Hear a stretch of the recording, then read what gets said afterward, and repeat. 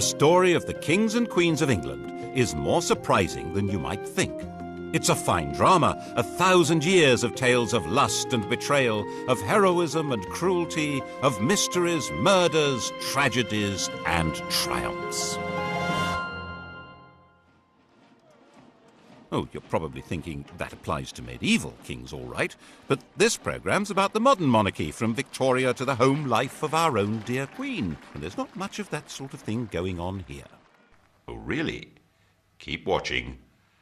What, you may wonder, did lust have to do with the matronly Queen Victoria? Well, she was young once, and her husband, Prince Albert, gave his name to more than just a bridge, a concert hall, and a memorial. No other British royal has a body piercing named after him. And we can't show you where the ring goes in a Prince Albert, you'll just have to guess. Kept Victoria happy, 9 children. And this isn't only a collection of royal trivia for the tabloids. We can reveal for the first time on television that the present Queen's grandfather, George V, actually took over the running of the country, secret personal rule, for a few days in 1931. He believed it was the only way to save the country from revolution. Most of the papers relating to this are still hidden. How much do we really know about what goes on? In 1867, Walter Bagehot wrote a book on the British Constitution which said that it had 2 parts, the efficient part and the dignified part. The dignified part was headed by the Queen. It was a piece of theatre whose only purpose was to make people feel loyalty. The actual power was entirely held by the efficient part, which he said was a secret committee called the Cabinet. Everyone believed Bagehot's book. The government encouraged people to believe it. So did the royal family, then and now. Well, they would, wouldn't they? The truth has been rather different. Obviously, when the 18-year-old Victoria came to the throne in 1837, she wasn't in much of a position to try to run the country. She'd had a rather odd upbringing. Her father had been a brother of George IV and William IV, but he died when she was a baby. Her mother was a straight-laced German princess who was determined that her daughter should not be part of the disreputable life of the court, or murdered, as her mother thought possible, by one of her terrible uncles who wanted the throne himself. She was brought up in isolation in Kensington Palace, which in those days was rather cut off from London. Her main interest on becoming queen was to finally cut free of her mother and supervisor and move out of her mother's bedroom. And when she was 19, she fell hopelessly, utterly in love with her first cousin, the 20-year-old younger son of the Duke of Saxe-Coburg-Gotha. He's excessively handsome. Such beautiful eyes. My heart is quite going. He certainly tried hard to look good. That notorious ring piercing, if it did exist, no one can be quite sure, was attached to a chain to assist in smoothing the line of his breeches. They married in 1840. She wasn't hugely popular at the time. Headstrong, willful. She actually blocked a change of government because it would have upset her domestic arrangements. The Prime Minister, Lord Melbourne, had given her the wives and daughters of his own supporters as the ladies of her bedchamber.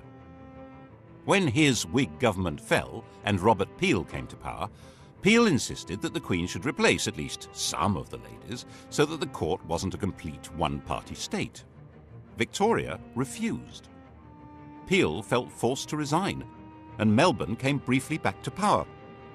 People didn't like what she was doing. They didn't like her. And they didn't like the stiff German, Prince Albert. Peel came back to power and refused to grant him much more than half the allowance Victoria demanded, saying that people were very hard up, which they were. The position of the throne seemed pretty shaky. It didn't seem likely that this would become the most secure and richest monarchy in the world. How did that happen? When Victoria came to the throne, all she had as her own was the revenue of the Duchy of Lancaster, £27,000 a year. The Sunday Times rich list for 1990 showed Elizabeth II as being worth £6.7 billion pounds. That's nearly 10 billion in today's money. The richest person in the land by a huge margin. It's true that the latest rich list shows her being worth a mere 250 million. Has she lost 97% of her money on the horses? Did she give it all away to charity? No. The latest figure is a guess, based on an instruction to the Sunday Times not to count anything she holds on trust for the nation. Obviously, she can't sell the crown jewels and pocket the proceeds, but actually, most rich people hold much of their wealth in trust, yet it's still treated as theirs, because they have the use of it. The royal move into profit began when Albert took charge of the royal finances. He wasn't allowed to be king. There was deep suspicion of him. But Victoria let him manage her affairs, and he did an astonishing job of it. The royal household was an incredible Gothic antique. To clean a window in Buckingham Palace was a job for the Lord Chamberlain's staff. Unless it was a kitchen or scullery window, then they had to call on the Lord Steward.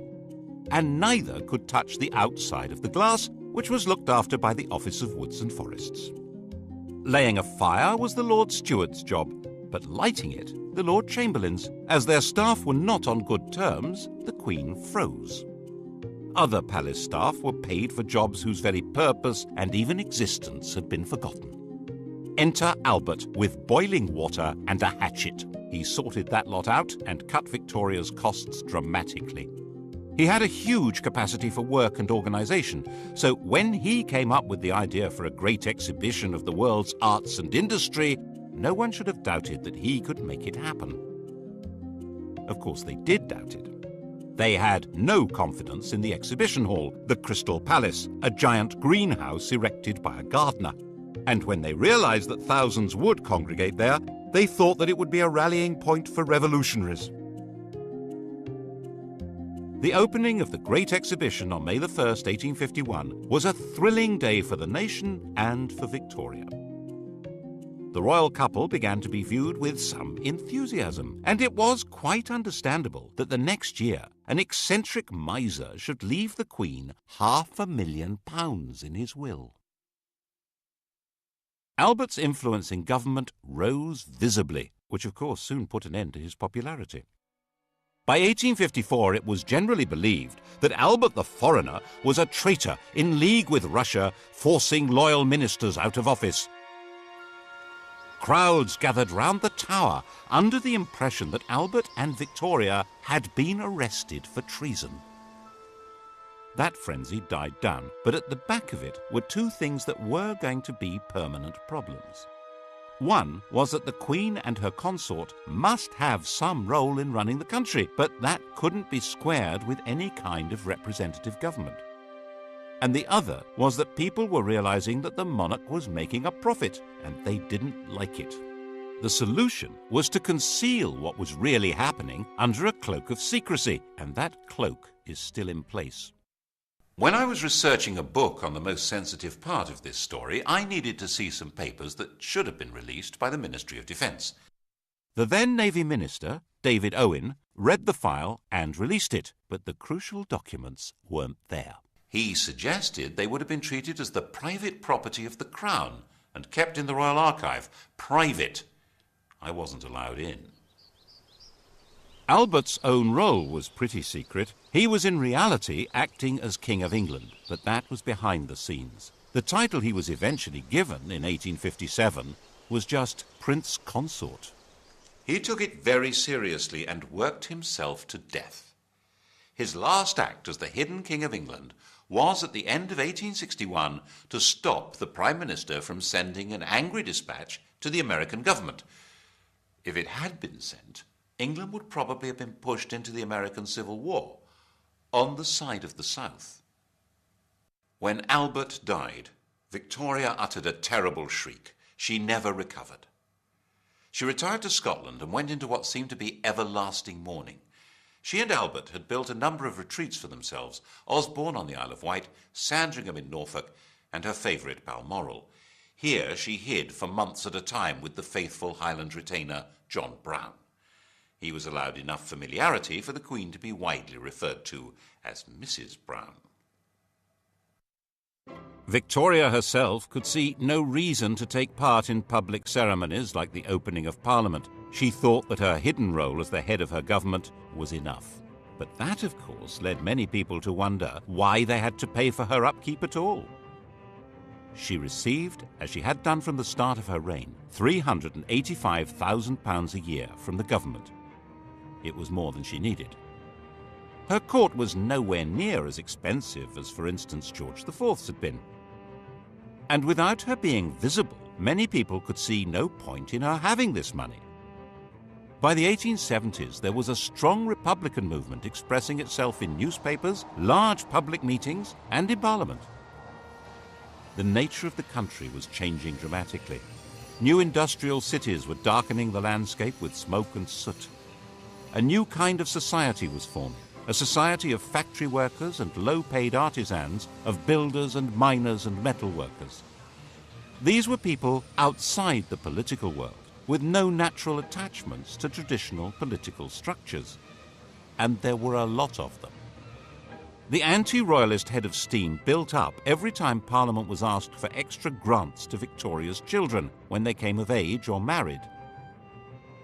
But in fact, it was very probably these children who saved her throne. No British statesman wanted to see the royal family given its marching orders when their marriages offered such a useful back door into the chancelleries of Europe. Victoria's eldest daughter was married to the heir to the Kaiser of the new German Empire and was a strong and useful influence on her husband and a thorn in Bismarck's flesh. The heir to the British throne, Albert Edward, had married Alexandra, daughter of the King of Denmark and sister of the King of Greece. The Greek crown had actually been offered to another of Victoria's sons, Alfred. The Greeks had sacked their own king and held a national vote on who should get the throne. 95% of them voted for Alfred, who was at the time an 18-year-old midshipman in the Royal Navy. The government made him turn it down because they had promised to keep their hands off Greece. Never mind.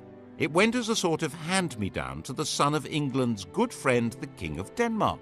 And in 1874, Alfred married the daughter of Tsar Alexander II, which was jolly useful given the Anglo-Russian competition on the edges of India. These were marriages that would produce many, many well-distributed children. By the time Victoria died in 1901, she had over 90 living descendants. It was a full-time job just getting them birthday presents. The rulers of Germany, Greece, Romania, Norway, Russia, Yugoslavia, Spain, and Sweden would all trace their descent from this stout little lady. There was a downside to all this royal intermarriage. Victoria was a carrier of haemophilia, the condition that prevents blood from clotting, and the Spanish, Prussian, and Russian royal families were consequently affected by it. But even if the British government had known about that, they wouldn't have shed many tears over it. As a system for exercising influence abroad, the monarchy was well worth the money. It also ought to have the advantage at home of inducing people to be loyal to their country even if they detested its government, which was obviously very useful if you ran that government. But to sell monarchy to the British public, that monarchy needed rebranding. Enter, in 1867, a new Tory Prime Minister, Mr. Disraeli. Just the man to do it. He flattered, flirted, and lured Victoria out of mourning and back to public life, creating her Empress of India, turning her into the Queen Empress. Britain was now a world power with an international trade that dwarfed all others. Its navy dominated the oceans, and its empire expanded on the simple principle that trade follows the flag. And if the Union Jack is flying in each remote corner of the globe, then other flags aren't. The problem was for a small country with a very small army to rule ever more of the Earth's surface. That rule couldn't be maintained by force. It required the consent of the governed. And the grand theatricality of Disraeli's Victorian imperialism invited people throughout the empire to take pride in being subjects not of a bunch of industrialists and politicians, but of a prim and matronly great sovereign. Victoria became the logo of the British Empire, Her portrait spread all over the world, thanks especially to the introduction of postage stamps. Her statue would appear in virtually every ambitious town and city of the British Empire. And where there was no statue, there would certainly be a Victoria Street, or Victoria Park, or Victoria something. The whole process came to a glorious climax in her Golden Jubilee of 1887. The great processions in London of representatives of her dominions were followed by an eruption of ugly public halls, clock towers, fountains and statues, disfiguring public spaces over about a quarter of the planet. By the time Victoria died, hardly anyone even remembered that her throne had once seemed endangered. And she'd reigned so long, 64 years, that hardly anyone could even remember any other sovereign. Her death in 1901, 22 days into the new century, seemed portentous. She'd become synonymous with Britain and its empire, and now Britons would leave the 19th century without the security of the great mother hen.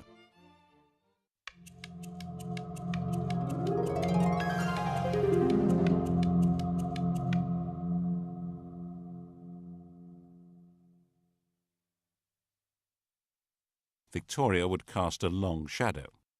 Elizabeth II, coming to the throne 51 years later, would be the first of her successors who had no personal memory of her. Her oldest son, Albert Edward, the new King Edward VII, was already 59 years old. The funeral of the Queen Empress and Edward's coronation involved a huge invention of traditions and ceremonies. And in this atmosphere, it's not surprising that Edward was granted an annual allowance even greater than Victoria's.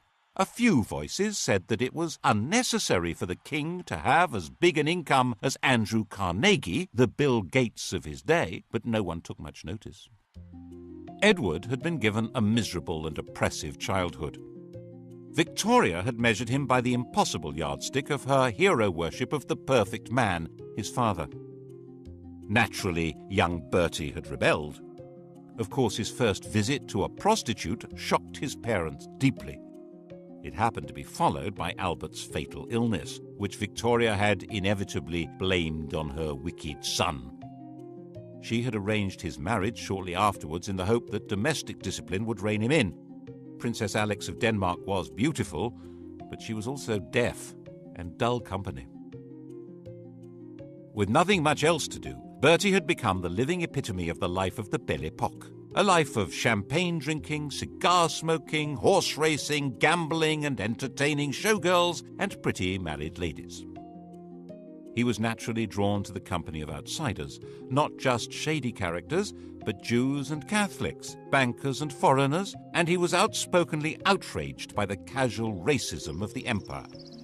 Because a man has a black face and a different religion than our own, there is no reason why he should be treated as a brute. He sat on a commission on working-class housing and even invited a member of the working class to stay at Sandringham. Admittedly, the man in question was an MP and a fellow member of the commission, and he had to eat in his bedroom because he didn't have the right clothes to come down to dinner. But still... By the time Edward came to the throne, he was a big, fat old man with a social conscience and a comforting mistress, Alice Keppel, who understood him perfectly. Edward saw himself as something like a nursery rhyme monarch, magnificent and jolly, caring and helpful. In 1903, completely ignoring his government, he went to France and started negotiations for a treaty that would become the Entente Cordiale, isolating Germany. He detested his nephew, the Kaiser. He persuaded the press and then the government to back a treaty which guaranteed that if Germany attacked France, Britain would go to war. So that's what happened in 1914. He determinedly resisted any increase in democracy in Britain and was a firm opponent of votes for women. The crunch over his reactionary views came when Lloyd George planned to introduce old age pensions in 1909. To raise the cash, there would have to be new taxes on income. The Tory majority in the House of Lords voted down what was called the People's Budget, and when the Liberal government drew up legislation to take that power away from the Lords, they voted that down too. obviously. So the Prime Minister told the King he needed to create about 250 new peers to swing the vote. Edward was not enthusiastic. Would he actually defy the government? In May 1910, in the middle of the battle, he died. In 1910, Edward's 44-year-old son George inherited the throne.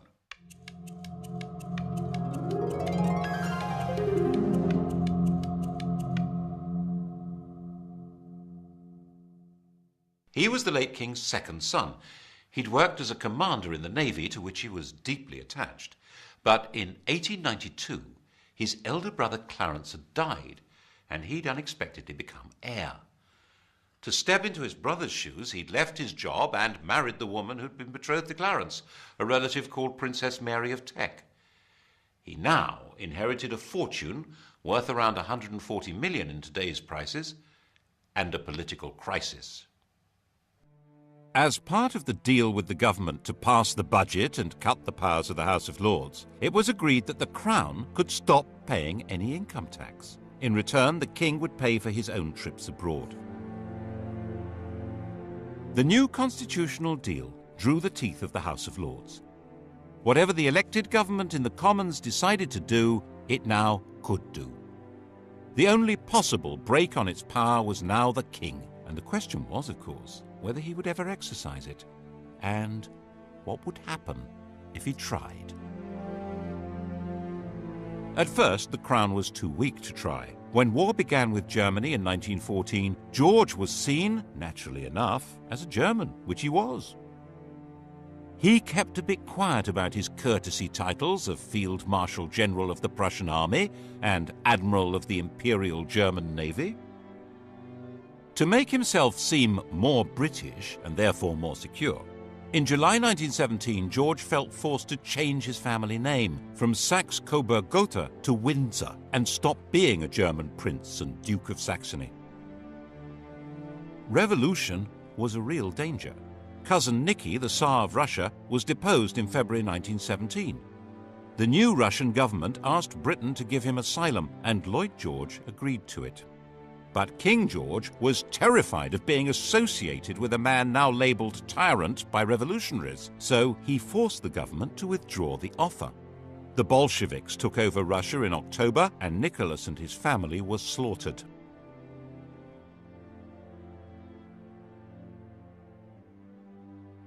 To protect the king's reputation, it was put about that Lloyd George had refused to rescue them, despite the king's pleading. Then in November 1918, a German revolution forced the Kaiser, Cousin Willy, to abdicate, and Germany gave up the war. The whole political landscape had been transformed. There had been 6 emperors when George was crowned. By 1925, he was the only one left, and his world was not exactly safe. Most of the Southern Irish were committed Republicans. Attempts to hold that country by force were disastrous, and in 1922 the Irish Free State had come into being. King George had lost a considerable chunk of his kingdom. The wealth of the royal family continued to grow, due largely to Queen Mary's enthusiasm for collecting valuable trinkets at special prices. The Romanovs hadn't been allowed to join the British royals, but a substantial chunk of their jewellery did. People began hiding their treasures if the Queen was coming to call, as she would hint strongly that she expected to be given them, and sometimes take them anyway, so that embarrassed aides had to quietly return them later. In 1924, Ramsay MacDonald became Britain's first Labour Prime Minister. The old political establishment had been given a kicking. No one knew where this might lead. And then came the Wall Street crash of 1929 and financial disaster. The government needed huge loans, which were conditional on cuts in unemployment benefit and the pay of public servants and the armed forces. The Labour cabinet wouldn't do it, and MacDonald went to the King to resign. George was pretty sure this was a decisive moment. If these harsh policies were forced through by Conservatives, class war would probably break out. Everything, including himself, might very well be swept away. so he refused to accept the resignation. He persuaded Ramsay MacDonald that it was his patriotic duty to stay on as the leader of a new coalition government to force through the cuts. That way, they were more likely to be accepted. This was an extraordinary exercise of royal power, and it wasn't over yet. When the cuts were announced in September 1931, the entire Atlantic Fleet went on strike. This was the most powerful military force in the world, and it was gathered at Invergordon. There was total panic in the Admiralty. Mutiny! The intelligence services warned that it was a communist plot and that the sailors were going to march to London, rallying all the disaffected, including the police, on the way. The financial markets went into a tailspin, and the Bank of England was forced to stop exchanging pounds for gold, going off the gold standard. The Admiralty drew up plans to bombard the mutinous fleet from the land and sink its own ships. And the king decided he had to save the navy and the country. He knew sailors. They weren't revolutionaries. They just needed to be spoken to in the right way. In complete secrecy, he took control, appointing a retired admiral to deal with the situation. Admiral John Kelly was not appointed by the government or the Admiralty and was instructed not to report to them, but directly to King George. He offered the sailors a deal. If they sailed back to their home ports, the king would see to it that their grievances were taken seriously and they would not be punished. It was a sensible approach, and it worked. But all evidence of the king's role and Kelly's appointment was hidden. We're not supposed to know what power royalty can wield. Of course, the bit about mutineers not being punished was a lie. Once the danger was past, the leaders were identified and quietly removed. The following year, 1932, King George gave the first Christmas radio message. He was now a presence in homes throughout his empire. The empire had changed its form, of course, and in 1931 the dominions, the white bits of the empire, Canada, Australia and so on, had become legally independent of Westminster. They were the Commonwealth, and the sovereign was its institutional core. As part of his programme to make the monarchy seem British, and so he hoped more secure, he decreed that his children need not marry partners of royal descent. This would indeed transform the position of the monarchy, but not in the way he expected. In 1936, when George was 70 and dying, his doctor, Lord Dawson, decided to ensure that the death would not be reported first in the vulgar evening papers. You've heard of Lord Dawson of Penn. He's killed any number of men, and that's why we sing, "Oh God, save the King," from Bertrand, Lord Dawson of Penn. Lord Dawson met the Times' deadline by giving the king a fatal injection, called a whiz-bang. George was told he would soon be convalescing in Bognor. His last words were, "Bugger Bognor." The Times was told he'd said, "How is the Empire?"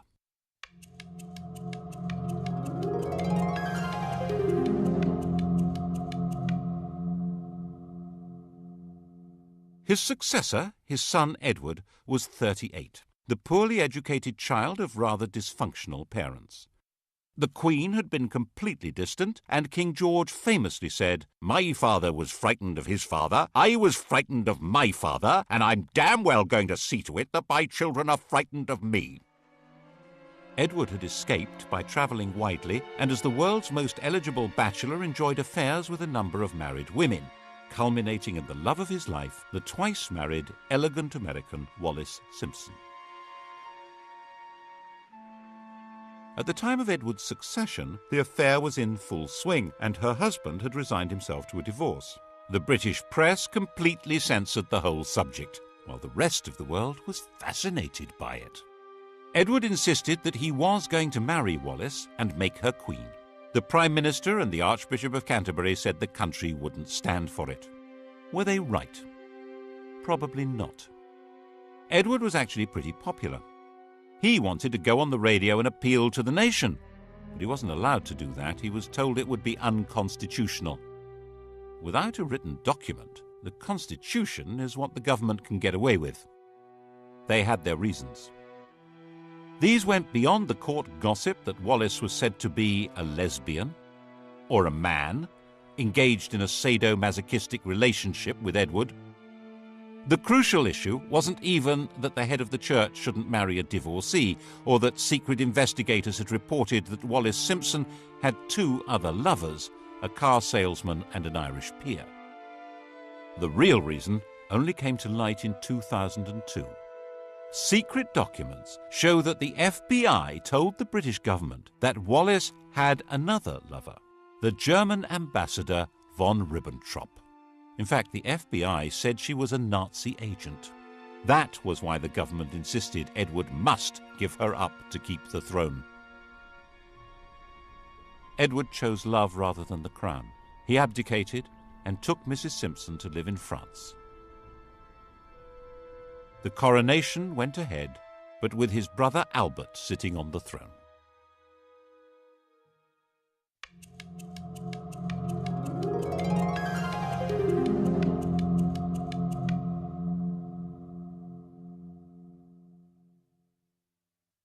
Albert was crowned as King George VI.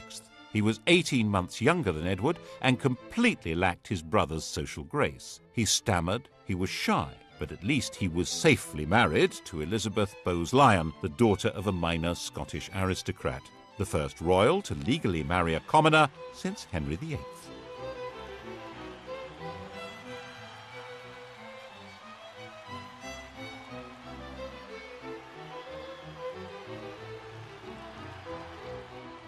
George didn't have much in the way of winning ways, but his wife, enraged at what Edward had done, was determined to help him through. She arranged speech therapy to cure his stutter. But when war with Germany began in 1939, they were not seen as a rallying point for patriotic fervour, especially as they had publicly supported Neville Chamberlain's appeasement of Hitler. When the royal couple visited the first bomb sites, they were booed. George VI and Queen Elizabeth, that's the woman we remember as Elizabeth the Queen Mother, refused to allow themselves any doubt as to the outcome of the Second World War. When Buckingham Palace was bombed, the Queen said she was glad. It meant she could look the East End in the face. At least it meant the royal couple wouldn't be booed anymore when they visited other people's bombed-out homes. Actually, while they spent their days in London, they retreated for the night to Windsor, which was considerably safer. Nevertheless, they did have one really narrow escape. As the war went on, the royal couple became more and more identified with Churchill as the spirit of Britain, dogged in their determination to see Nazism defeated. When the victory celebrations came in 1945, it seemed natural that they should revolve around Buckingham Palace. By the time of his premature death from smoking in 1952, this shy country gentleman and his queen had gone a very long way to restoring the monarchy to its central place in British life. It had vanished virtually everywhere else. There had been 16 monarchies on the continent of Europe when Victoria died. Now there was only Sweden. Monarchs were restored to Belgium, Holland, Norway and Denmark, but as a pale shadow of the old European royalty.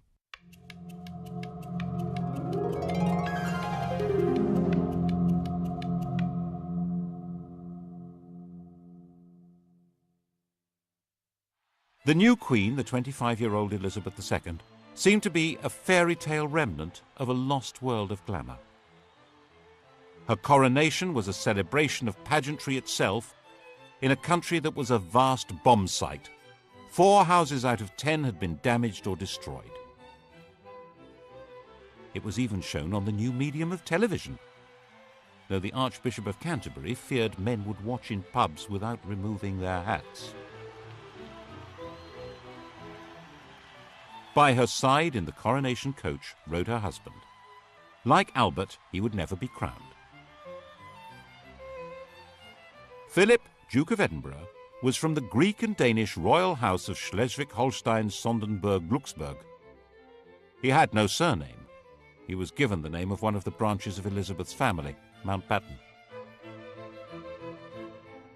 There was no question of the Queen becoming a modest suburban sovereign like the restored European royals. George's widow was sure her daughter should be regal and grand. Royalty required flunkies and castles and palaces and golden coaches. She herself made do with 6 cars, 3 chauffeurs, 5 chefs, 2 pages, 3 footmen, 2 dressers, and 30 secretaries, maids, treasurers, and housekeepers. And she was absolutely dead set against royalty paying tax. For a long time, this was met with an extraordinary degree of complicity from the governments of the day. In 1947, when Labour came to power, amid all the nationalisations and the class war declarations of "we are the masters now," had come an agreement that the government would take over the cost of running Buckingham Palace.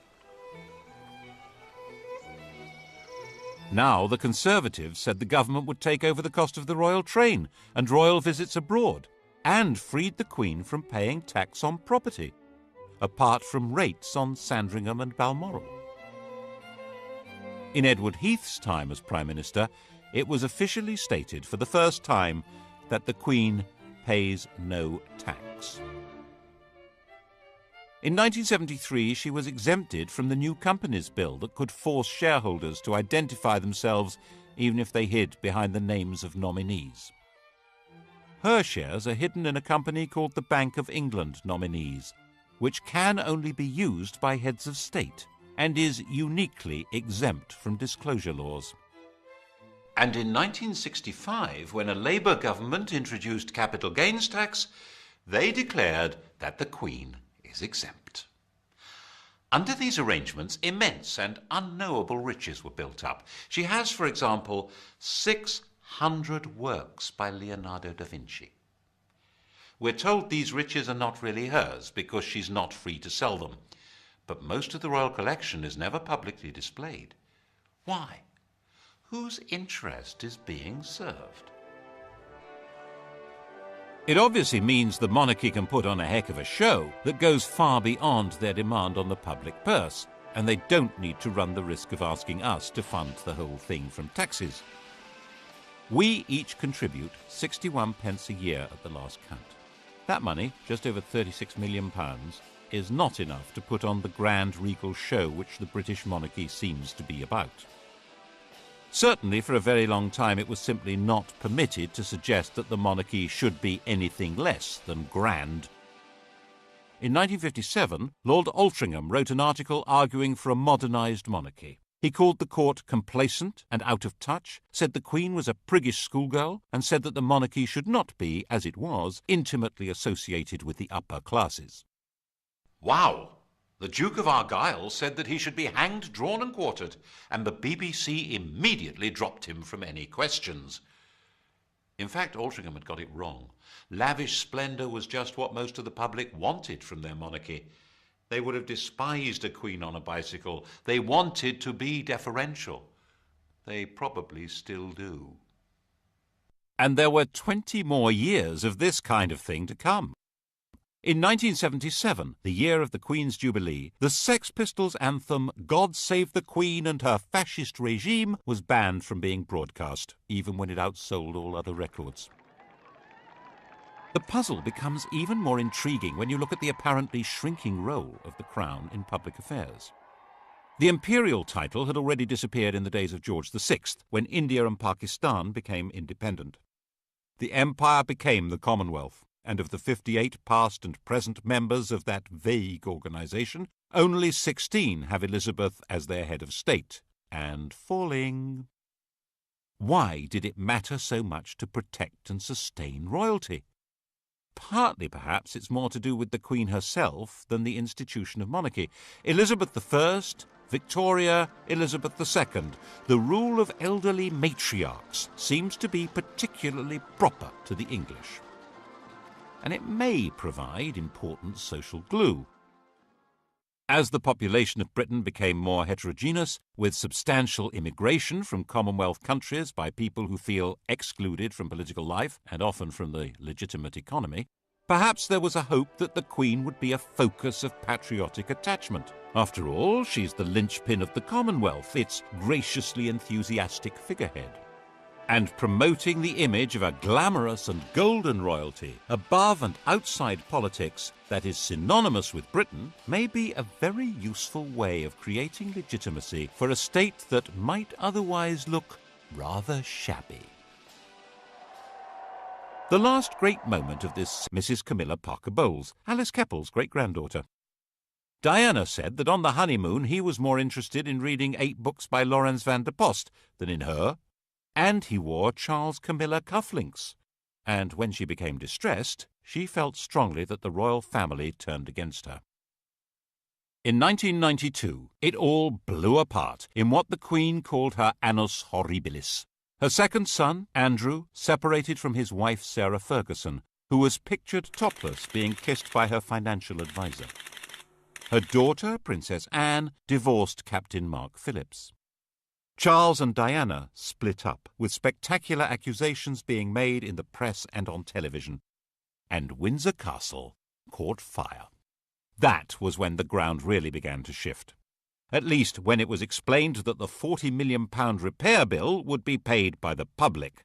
There was a huge collective breath of, "No, it won't." And so the Queen decided it would be much the wisest thing to offer to pay 70% of the cost. She opened up some of her homes to the public to raise the cash. There was still astonishingly little direct criticism of the Queen. In an age when television and the press have the power to pull down anyone, the Queen and her mother were treated with respect, even devotion. But the rest of the royal family had become fair game and were subjected to a ferocious assault of public humiliation. Why did we support the royal family and all their wealth? Why were we giving them all this money? The press pack was baying at their heels. That's when the Queen agreed that she should voluntarily start paying income tax and refund the parliamentary allowances received by other members of the royal family. But things didn't get any better. And the Queen herself began to be criticised in 1997, when Princess Diana was killed in a car crash in Paris. We all remember the shock and horror and the debate about the lack of public reaction by the senior members of the royal family. There was a widespread feeling that at that moment they were not in fact part of the nation. Was the programme started by George V of integrating the monarchy into the life of the nation coming unravelled? Instead of the monarch playing the role of warning and advising the Prime Minister, which is supposed to be her constitutional role, the Prime Minister warned and advised the sovereign to take public action. She had to be seen to grieve, or the monarchy itself might be in danger. And now we wait to see what happens next. The heir to the throne and his mistress are forever tainted with the image of the princess that was publicly destroyed. The Queen is an old lady, with a reign that begins to rival Victoria's in length. Can anyone be certain that the country would accept her son as king? There's always been a bargain at the heart of monarchy in this country. The monarch has always been dependent on the people. That bargain has been the key to survival. It began when William the Conqueror realized that he and his friends couldn't actually run a country where they didn't speak the language, or know the laws, traditions, or even the geography. It was restated in a series of crises in which monarchs who tried to rule without consent were simply dumped. Matilda, Jane Grey, Richard Cromwell, James II. And to give that consent, people need to feel that the sovereign is entitled to be there and respects laws even though no court can enforce them. Laws which today probably include having to pay tax. Partly, of course, the institution is sustained by the character of the Queen herself. Faced with enormous pressures and a job from which there is no possibility of rest, she has retained a calm resilience and exquisite constitutional carefulness which guarantees her a respectful place in history. Then what? The British monarchy is certainly a great addition to the gaiety of nations. Partly as a soap opera, partly as a walking, talking anachronism that makes other heads of state visibly uneasy. But it does come at a price.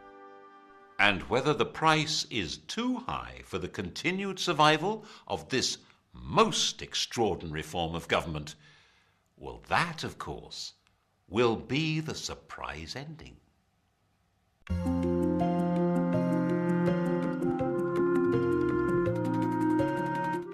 Spend this Sunday evening exploring ancient Egypt, beginning with Michael Wood's Top 10 Sites. That's tonight from 6.